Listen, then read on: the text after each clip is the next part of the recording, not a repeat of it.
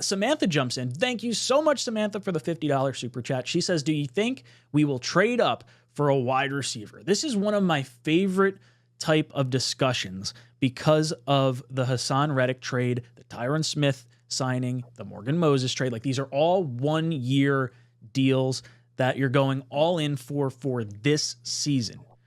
Best case scenario, I shouldn't say best case scenario, but I guess best case scenario, everyone stays healthy and you're using all your assets towards starters or premier playing time. And if you were to trade up in the draft for a wide receiver, I think that is like the cherry on top of all-in type moves. And it's not without its risks for sure. And if you can, say we're going to give up a next year's 2025 pick to move up, probably a little bit easier to swallow, especially if you're Joe Douglas, who may not have 2025, draft to work with if things go south. But I would consider it based on the parameters of the trade. I would think number 5 is probably where you'd have to get up to make it worth it. I do think quarterbacks are going to go 1, 2, 3, 4. And then it's just a matter of the Chargers. Do they want to take the wide receiver in Marvin Harrison Jr. or Malik Neighbors, or do they want to trade out? And, as Green Bean and I were talking last night, Green Bean was saying, hey, this is one of those situations where it's like, I might take the best wide receiver. So you got to make me not want to take the best wide receiver at number 5. And I feel like it's tough to imagine us getting up that high and then the Giants not taking a receiver if the top 4 quarterbacks go. So like, I find it a little unlikely that it's going to happen, but Malik Neighbors or Marvin Harrison Jr., either one of them would be absolutely wild. And to a lesser extent, maybe like a small trade up for Rome Odunze, maybe just in front of the Bears. I think it's on the table. I don't think it's totally off. It may not cost you a crazy ton once you get down to like the Falcons pick, maybe a late round pick swap or something along those lines, or mid round pick swap, I guess. But O'Leary, I'll go to you first. What are your thoughts on trading up for a wide receiver?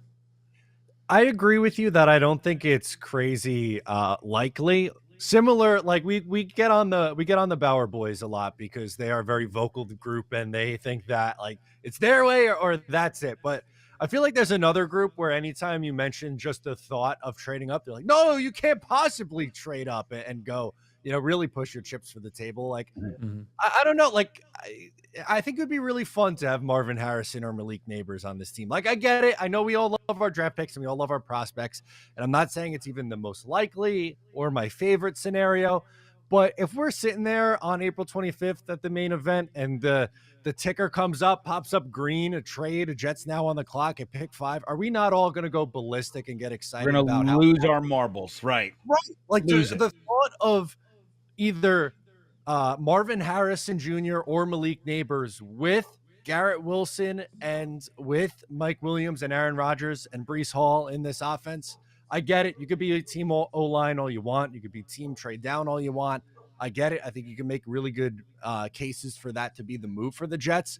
But at the end of the day, if you're going to sit there and pout because the Jets are going for it and trading up for an elite level, prospect in Marvin Harrison or Malik Neighbors for this offense, I don't know what to tell you at that point. Green Bean, what about you? How would you feel if the Jets made a move up for a wide receiver? We obviously brought in Rome Odunze, or we're bringing in Rome Odunze tomorrow for a top 30 visit. Yeah, I saw that.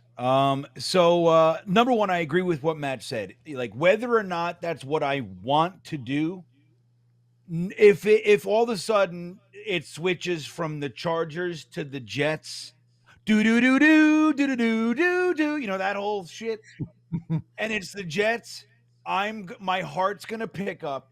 I'm just gonna be wondering one thing, because if the quarterbacks go top 4, you're getting the first non-quarterback taken. So are they trading up for Marvin Harrison?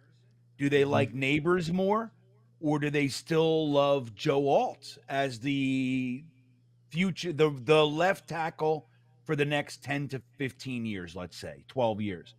I think if they traded up and took Alt, even though a month ago that's what we all wanted, every draft you did, if you took anybody but Alt, everybody got mad at you.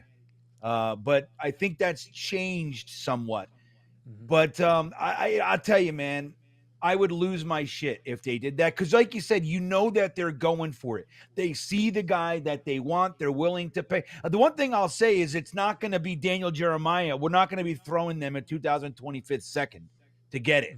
That's what I don't think that's nearly enough to get up from 10 to 5 in this draft. I just don't think so. If we pulled that off for next year's second, jumping up to the top 5 in the draft, I would be ecstatic to come away with a Marvin Harrison Jr. Could you imagine Marvin Harrison Jr., G-Dubs, obviously Mike Williams, Conklin, Breece Hall with Aaron Rodgers? I wouldn't know what to say. But again, I think we'd have to say goodbye to our third and maybe next year's second. Or if you're going to give a whole bunch of picks out of next year's draft, or maybe you can give them Zach and Lazard, and who else don't we want? Anybody else we don't like? Max Mitchell. Oh, geez. Yeah. Throw Max Mitchell in there and say, hey, you know what? We'll even throw Brownlee on there. Maybe Yeah, we're going to re-sign Cobb just so you can have him. Right. We'll give you Cobby. Is he yours? No, we'll sign him, though, real quick and send him your way. What's up, guys? Matt O'Leary from Talkin' Jets. If you liked that video, please make sure to subscribe and follow for more New York Jets content.